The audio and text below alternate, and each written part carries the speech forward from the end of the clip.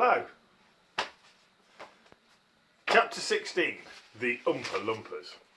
Oompa Loompas, everyone said at once. Oompa Loompas? Imported directly from Lumperland, said Mr. Wonka proudly. There's no such place, said Mrs. Salt. Excuse me, dear lady, but... Mr. Wonka, cried Mrs. Salt, I'm a teacher of geography.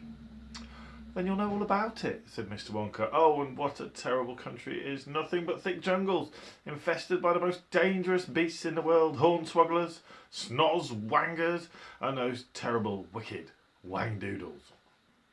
A wangdoodle would eat 10 Oompa Loompas for breakfast, come galloping back for a second helping. When I went there, I found the little Oompa Loompas living in their houses. They had to live in tree houses to escape from the wangdoodles and the hornswogglers and the snozwangers.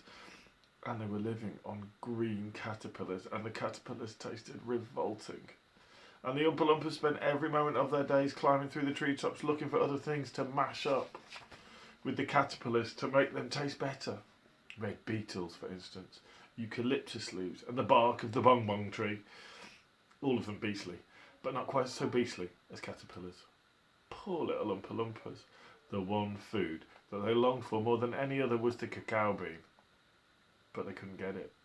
An Oompa Loompa was lucky if you found 3 or 4 cacao beans a year, but oh, how they craved them. They used to dream about cacao beans all night, talk about them all day. You only had to mention the word cacao to an Oompa Loompa and he would start dribbling at the mouth. The cacao bean, Mr. Wonka continued, which grows on a cacao tree, happens to be the one thing from which all chocolate is made. Can I make chocolate without the cacao bean? The cacao bean is chocolate. I myself use billions of cacao beans every week in this factory, and so my dear children, as soon as I discovered that the Oompa Loompas were crazy about this particular food, I climbed up their tree, poked my head in through the door of the tree house belonging to the leader of the tribe. The poor little fellow, looking thin and starving, was sitting there trying to eat a bowl full of mashed up green caterpillars without being sick.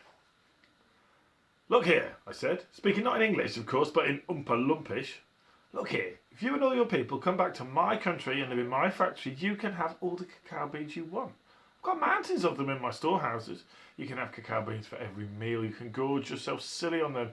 I'll even pay your wages in cacao beans if you wish. You really mean it? Asked the Oompa Loompa leader, leaping up from his chair. Of course I mean it, I said. And you're going to have chocolate as well. Chocolate tastes even better than cacao beans because it's got milk and sugar added. The little man gave a great whoop of joy and threw his bowl of mashed caterpillars right out at the treehouse window. It's a deal, he cried. Come on, let's go. So I shipped them all over here, every man, woman and child in the Oompa Loompa tribe. It was easy. I smuggled them over in a large packing cases with holes in them, and they all got here safely. They are wonderful workers. They all speak English now. They love dancing and music, and they're always making up songs. I expect you'll hear a good deal of singing today from time to time. I must warn you, though, that they are rather mischievous. They like jokes. They still wear the same kind of clothes they wore in the jungle. They insist upon that. The men, as you can see for yourselves across the river, wear only deerskins. The women wear leaves, and the children wear nothing at all. The women use fresh leaves every day. Daddy! Shouted Veruca Salt, the girl who got everything she wanted. Daddy! I want an Oompa Loompa. I want you to get me an Oompa Loompa. I want an Oompa Loompa right away. I want to take one home with me. Go on, Daddy. Get me an Oompa Loompa. Now, my pet, her father said to her, we mustn't interrupt Mr. Wonka. But I want an Oompa Loompa, screamed Veruca. All right, Veruca, all right, but I can't get it for you this second. Please be patient. I'll see you have one before the day is out. Augustus! Shouted Mrs. Gloop. Augustus, sweetheart, I don't think you'd better do that.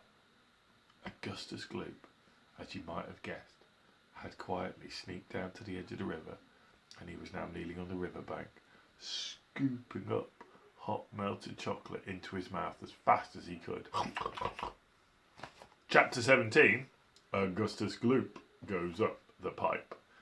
And we'll read that tomorrow.